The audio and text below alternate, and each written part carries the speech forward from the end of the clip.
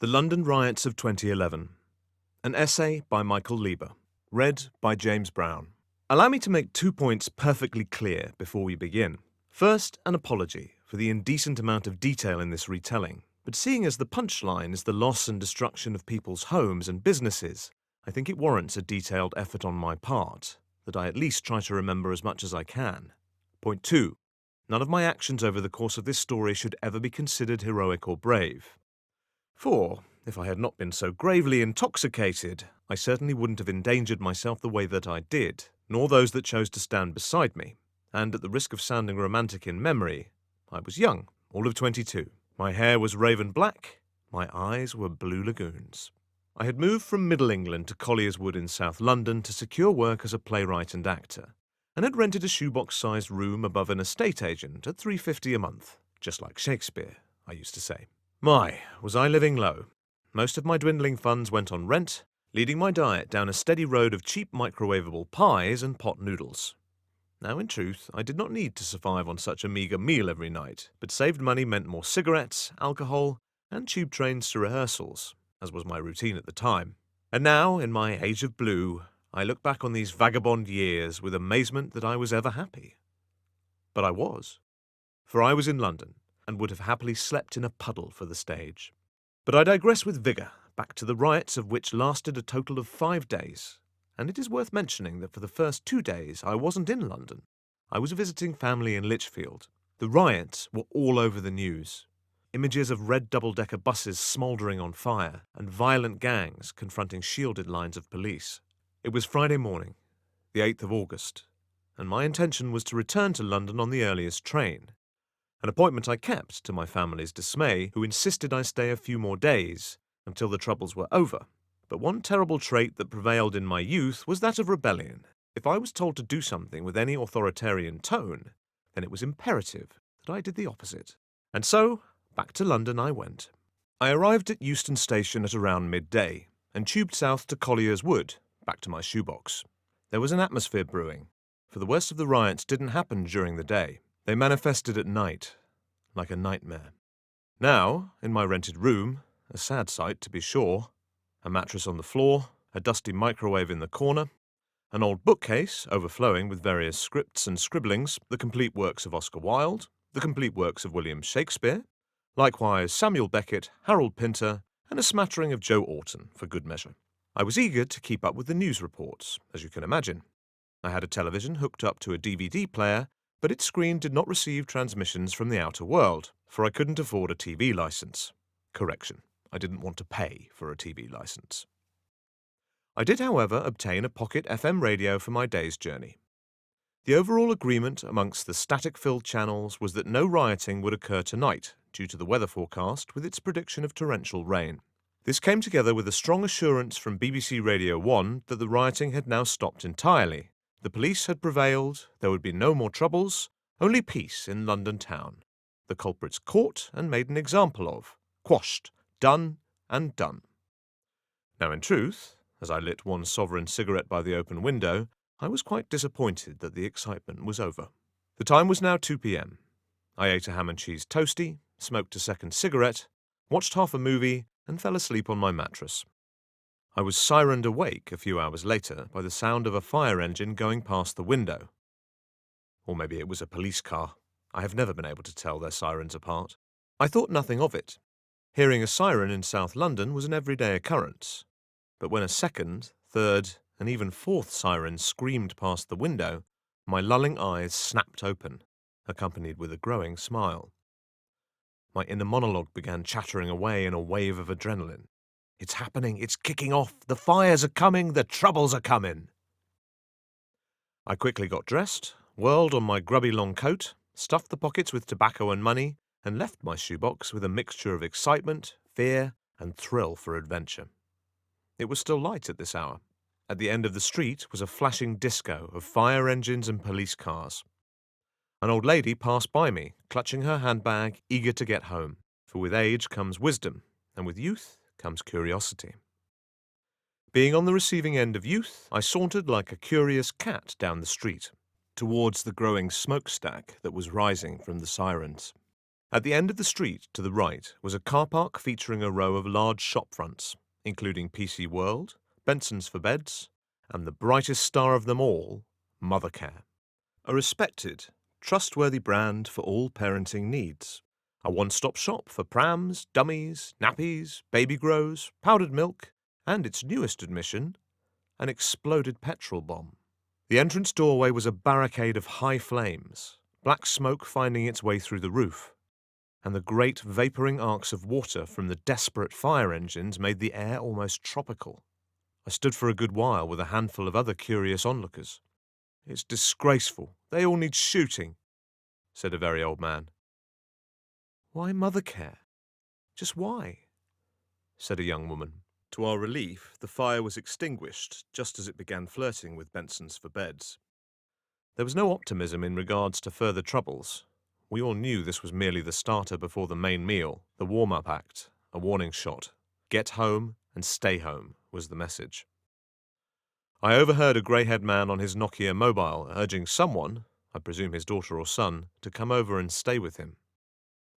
He finished his conversation with the ominous words, "It's not safe to be alone tonight," which I myself was. The time was now 6 p.m, and it was starting to get dark. I lit another cigarette, thinking what to do next. Following the rule of safety in numbers, I carried on down the street to the Colliers Wood tube station. Opposite was my faithful boozer, the Royal Standard, a small, intimate pub where old salt-of-the-earth locals spent their hard-earned money, pint for pint, while reading the newspaper. I shuffled through the door and declared sanctuary at the bar, ordering 2 pints of Worthington's Bitter, 1 shot of tequila, and a packet of pork scratchings. I felt safe. There was a good number of burly, gold-ring bulldog types knocking around, one of which had brought a cricket bat that was slumped in one of the chairs. There were about 15 people in the Royal Standard that night, and almost everyone was quiet and watching the widescreen TV. The volume had been turned up for the news, which, in this darkening hour, had turned very serious. The fires had already begun in East London and were gradually migrating south, and Colliers Wood was mentioned on a list of potential problem areas. The reporters had quite a good idea of where the looting would flare up, as much of the meeting points were organised over BlackBerry Messenger, which had now been infiltrated by the police. The next few hours were admittedly quite a joyous time. As the wine and beer flowed, merriment followed. We made fun of the track-suited hoodlums that were being montaged on the TV. We spoke of Britain. Some acted tough. Others, like myself, turned to humour. We played ironic music on the jukebox. Sex on Fire by Kings of Leon. We Didn't Start the Fire by Billy Joel. And I Predict a Riot by the Kaiser Chiefs. It was now night. The streetlights had flickered on, and, as if summoned like moths to a flame, we began to see a small handful of hooded figures running past the pub window. I recall vividly one carrying a metre-length block of wood, and thinking how impractical it was. There were a few customers still sitting outside having a smoke. This dismayed the pub landlord, a little Irish man with a white moustache, whose name escapes me. Wait. No, his name was John. I think it was John. He was concerned about a great many things, but one matter he was particularly vocal about was that of litigiousness, that someone would be attacked or injured while sitting outside, and then sue the Royal Standard. He managed to coax them back in by making promises that quickly spread around the bar. "Right, until this shite is over, you can all smoke inside, because I'm locking the door." The bulldog types did not like the notion of an enforced lock-in and stood up to leave. The little landlord pranced around them, begging them to stay. None of us wanted them to leave. They were our protection. Everyone else in the pub was either a pretty young barmaid, an OAP, a passed-out alcoholic, or me, who was happily lighting a fresh sovereign with a puff-puff at the bar. I had never smoked inside a pub before. Eventually, the landlord resorted to yet another bold promise, as even more hooded figures sprinted past the window. "Right, the news has confirmed the looters are coming this way. They're heading to the Tandem Centre," which was a shopping complex 250 yards away. "So, it's safer that everybody just stays here for a few hours. Until then, it's a free bar. Is everyone happy to stay?" The bulldog's eyebrows went up collectively as they sat back down and started ordering the most expensive things they could think of. I myself took the opportunity to sample all the odd alcohols I'd never tried before. I tried brandy. I tried port. I tried champagne. We laughed and joked. Another cigarette. I remember being kissed by one of the barmaids for some reason. I was getting drunk. Too drunk for what was about to happen. As promised, we began to hear a storm of voices coming closer and closer down the street towards the Royal Standard. The only comparison that came to mind at the time was that of football supporters heading en masse to the ground of their rivals. In a scrambled effort to look inconspicuous, the little landlord quickly turned off all the lights in the pub. We sat in the dark, all staring out the bay window as the noise grew louder. I got told off for trying to relight my cigarette. "They'll see the flame, you fool!" One of the barmaids stood behind me, hugging me around the waist and placing her chin heavily on my shoulder. And then they appeared. Over 100 individuals mobbed their way past the window. The first thing that was evident was how young they all were. Some were as young as 14. They were kids, almost all dressed in hooded tracksuits. Some were wearing Halloween masks. Only a small number were carrying weapons. They didn't seem to be much interested in causing destruction as they power-walked down the road. Heading to the Tandem Centre was clearly at the forefront of their mind, and, as abruptly as they appeared, they vanished from view, although their raucous voices lingered in the distance for a good while. When a sense of safety settled on the street, the lights were turned back on in the pub, the doors were unlocked, and people were allowed to leave, of which the majority did very quickly. The mood was one of relief, with many hugs. "Good night and good luck. Get home safe." The landlord and the barmaids began closing up. The chairs were turned upside down onto the tables, the rubber bar mats were removed and placed in the washer, next the collecting of glasses. I helped wipe down the surfaces. Besides myself, by this point, there were only 3 other customers. 2 old men in their mid-70s, who were talking very loudly about World War II, and a man in his early 50s, who was passed out on the bar, and had missed a great deal of the night's festivities. I remember he had shoulder-length blonde hair that I was amazed to learn was not a wig. Then, something happened that smashed all feelings of peace into 1,000 pieces. The bay window was not through, framing the worst of the worst. 2 Indian lads with black beards and 1 white man with a shaved head pulled up on push-bikes outside Colliers Wood tube station. The station was closed with a railing gate over the entrance. They stood leaning on their bikes for a good while, talking and looking around. Then they all moved away from the station door. The skinhead ruffled through a backpack, and then pulled out a green glass bottle with a sparkler duct taped to its neck. He lit the sparkler and hurled the bottle at the station entrance. Smash! The gate and pavement were engulfed in flames. They laughed, barked like dogs, high-fived each other, and then leaned on their bikes again by a bench. We all watched them with grave severity as they began pointing at various areas. A car wash stand, the corner shop, the Royal Standard, and then, to our immense relief, they cycled off up the street. It was clear that these creatures were not the same as the mob that had passed previously. Their intentions were different. They were not here to loot. They were here to cause chaos. "Right, we're out. Everyone out," said John the landlord, who was worried almost to tears. The pub was all that he had, his only means of support. The barmaids left first and walked very quickly, arm in arm, in the opposite direction to the Tandem Centre, while the rest of us clambered out to the tune of a locking key. John was now legitimately crying. He took one last look at the Royal Standard, bid the 4 of us good night, and set off after the barmaids. The blonde-haired man stumbled to sit down and slumped drunk onto one of the pub picnic tables. The 2 old men began walking away as they continued to talk about the war, throwing out phrases like "broken Britain" and others that are far too racist to be repeated. "Where are you going?" I said, climbing onto one of the wooden tables. "Home," they said sharply.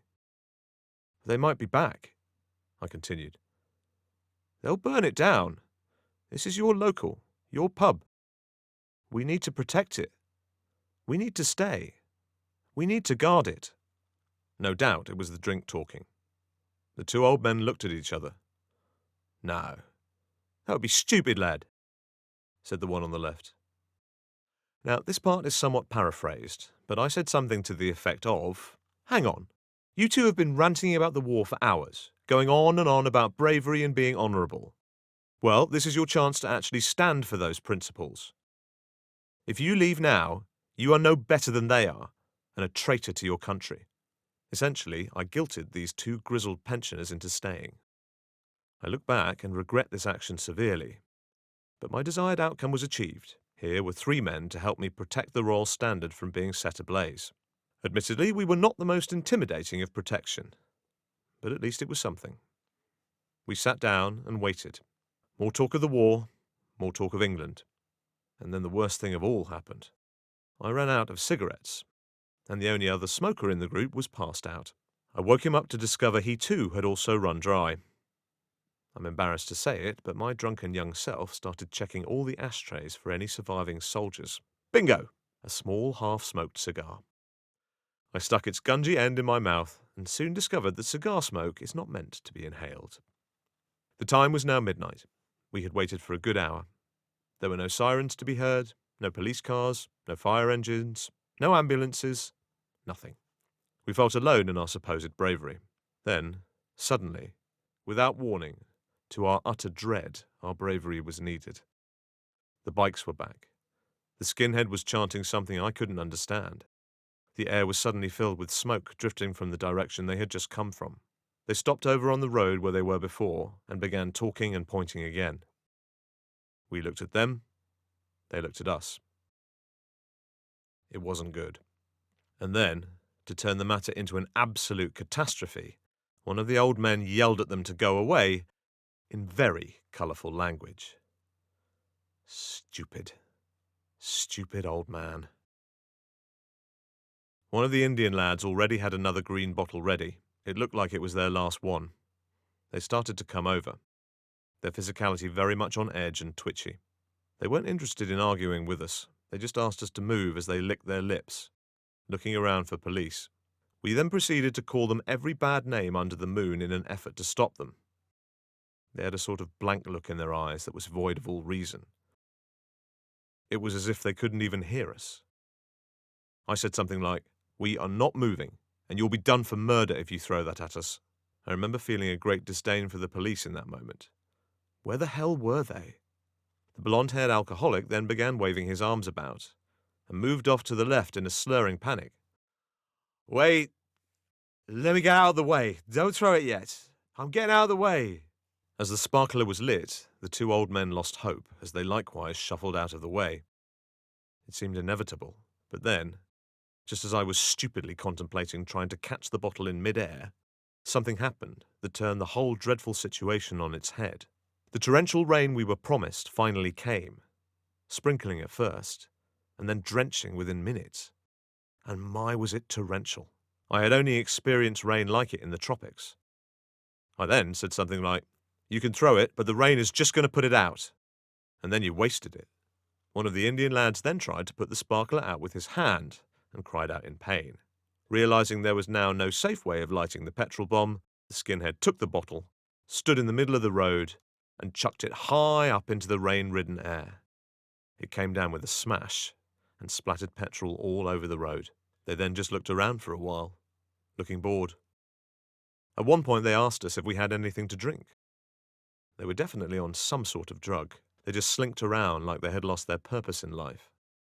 And there we all were, getting soaked to the bone.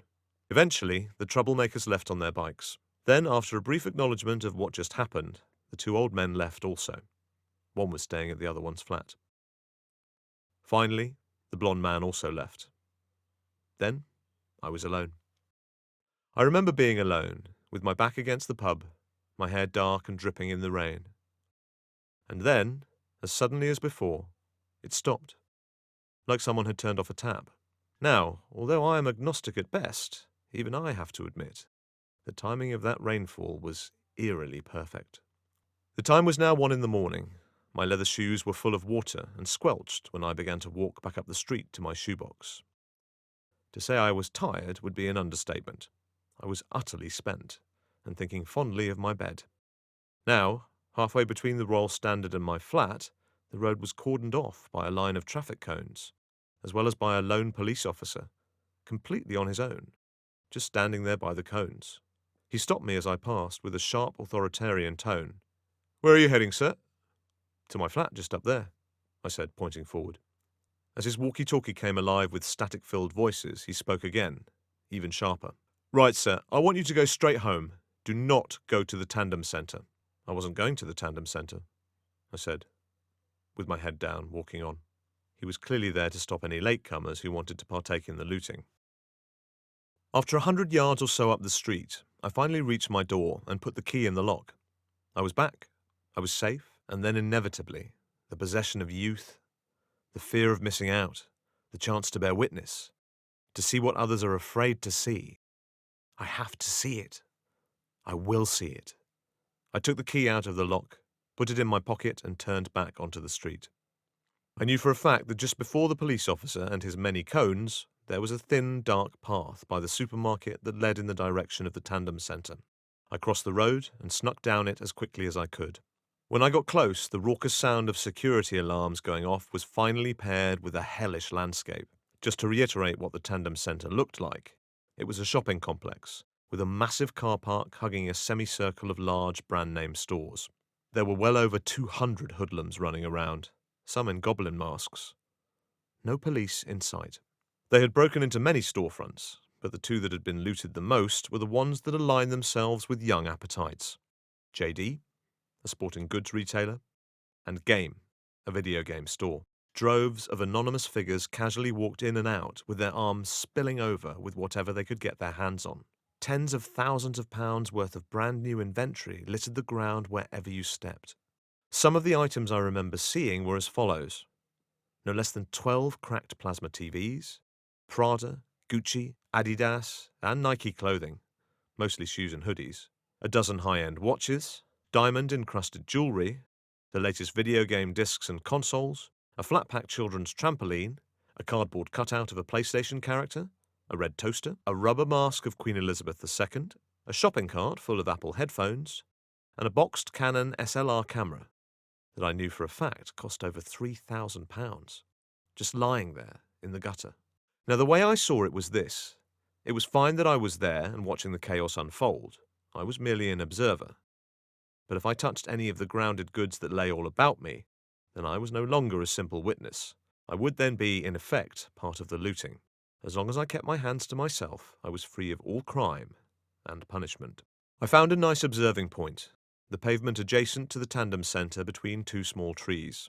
My blue-eyed view was that of pure bedlam, but one observation I made at the time was simply this, that I had never before or since seen the disaffected youth so happy. They were in a state of euphoria. Every day they had been told by their parents that they were useless, that they were poor, that they couldn't afford the newest Nike shoes, the latest video games. And now, on this night, it was all free. Whatever they wanted, whatever they dreamed of having, it was all for the taking. During my time standing there, I saw a great many things. Some sights were almost comedic, and even verged on the absurd. The first was that of a white mobility van pulling up and letting down the wheelchair access at the back, as the driver's mates waddled their way out of a smoke-filled Argos and piled the van with 6 large televisions. The doors were then closed, and the van took off into the night. Another sight that comes to mind was that of an enraged drunk father who turned up on a pink girl's bicycle with a basket on the front. He stumbled off and started yelling his son's name as he sought for him amidst the smoke. I can't remember the son's name, so we will just call him Alex. Alex! Alex! Where are you? Alex! When I find you, you're dead. I concluded that his son had snuck out to join in the mayhem. It is worth mentioning that I was not on my own between the 2 small trees on the pavement. I was approached by 2 Russian men who shared in my curiosity. They gave me a cigarette and a can of cheap Red Stripe beer to drink. One of them was very talkative and said things like, "Is this good riot? In Russia we have better riot. This not good riot." This was a very worthy point. I myself would not consider any of what I saw that night as rioting. These people were not standing up for some great cause. It was just an illegal shopping spree. That is not to say that real rioting did not happen during the London Riots, but as far as Colliers Wood was concerned, it was mostly confined to looting and arson, which brings me once again back to the police. Where the hell were they? The lone police officer with his line of cones was a clear indication that they knew the Tandem Centre was riddled with delinquents burning the place to the ground, and yet they weren't anywhere to be seen. This remained an infuriating question for a good long while, but when I slinked off down a side street to relieve myself up against a wall, this question was immediately answered. As I stood there with my member in one hand and a can of Red Stripe beer in the other, I realised I was being watched from a distance by 50 police officers in riot gear. They were all in a close huddled line. They were protecting the petrol station down the street. After panicking out of view, I finished up, and then, with the last of my drunken courage, started walking towards them. If it sounds surreal, I promise you it felt surreal. I said to all of them in a fairly meek voice, "They're looting the Tandem Centre. They've set fire to it. You need to stop them. Why aren't you stopping them?" I was then taken to one side by a female police officer who explained the situation to me. I remember she was quite fat and brash with her words. "Look, they can loot all they want. They can set fire to the stores. The companies are all insured. It's bad, but if one of those bombs hits this petrol station, it will become a far worse situation. All these buildings here are residential. Now, I suggest you go home, sir." Alas, I did. Slow and tired, I sauntered home. Key in the lock, head on the mattress. The night was over for me. And so my memory of the London riots of 2011 comes to a close. There were flare-ups over the next 2 days outside of London, in Birmingham and Manchester and a few other places. They called them envy riots. But they were quashed almost instantly. Then, it was all over. The newspapers, of course, had an absolute field day. Talk of race, talk of class division, talk of unrest. But overwhelmingly, the angle that got the most coverage was that of insurance. A lot of big English high street brands were in danger of going bankrupt at the time of the riots due to the increased popularity of online shopping. So when it was revealed that the two biggest names on this death list were no longer going down because of the gigantic insurance payout they received due to the fires and looting, a conspiracy theory prevailed that the riots had been arranged on purpose, with eye-catching news headlines like, "The London Riots Saves Sports Direct and Game," with the added logic that these stores just happen to sell exactly what young hoodlums want: expensive sportswear and video games. Now, I suppose seeing as this is an eyewitness account, I should give my own opinion or viewpoint based on what I saw. However, the truth is that I don't really have anything to add. I can only comment on my own individual actions of that night, and I think back with judgment and even a hint of embarrassment at my younger self, as we all do in time. But amongst this disdain lies a grain of respect that I played my part in defending the Royal Standard pub from being burnt to the ground, which, at the time of this penning, still stands to this day. And for that, I am proud.